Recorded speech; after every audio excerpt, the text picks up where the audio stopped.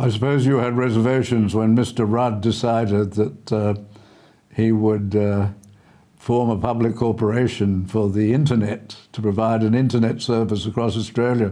I thought at the time, well, why not just leave this to the Telstra companies, the various companies, and people could pay for the service they wanted rather than the government deciding that they would give an A-class service to everybody in the country, whether they wanted that or not.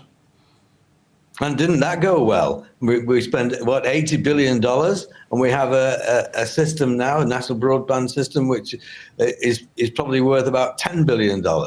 I mean, that's a classic case of government intervening. It sees the way of the future. It will pioneer the way of the future. It will form a company to do that, and it collapses ignominiously. And hardly anybody sort of says, "Oh, what a dreadful." What went wrong there? I mean, you mentioned what went wrong. Why didn't we just leave it to the existing firms and allow them to fight it out, as they did, say, in the United States and elsewhere? But no, we had a unique Australian system which has just spent thrown $60 billion down the drain over the years, and for a service which is probably inferior. In terms of the internet compared to best practice elsewhere. Weren't we guaranteed that this being off budget would be such a wonderful investment that it could be sold, and sold at a great profit? And I think this year they wrote off 30 billion, but it was hardly reported. It was just a minor report in the newspapers. But that was an extraordinary amount of money to be written off. And you think it's about 60 billion, and it would probably be worth no more than 10 billion, if that now, because I don't know what technology has is beating it, isn't it? The need for the cable is disappearing.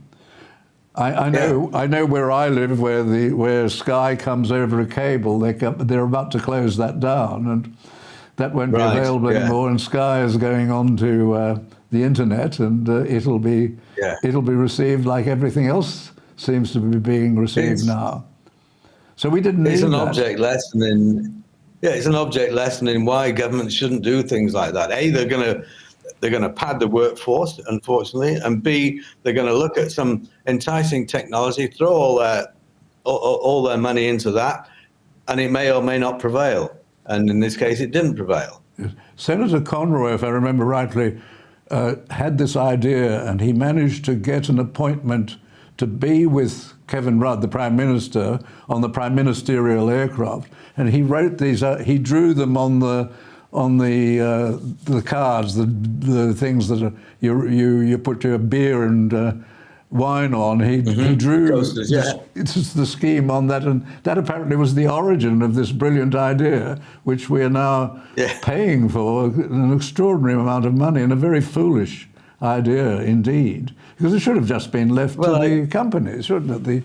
The communications companies. And Conroy really hasn't paid any price for that. I mean, he wasted, I don't think any man in Australia has ever wasted $50 billion, but he wasted $50 billion. He stole $50 billion from the Australian people and threw it away. Yes. And yet he appears on television as an expert on politics and things. Quite extraordinary, that could have happened.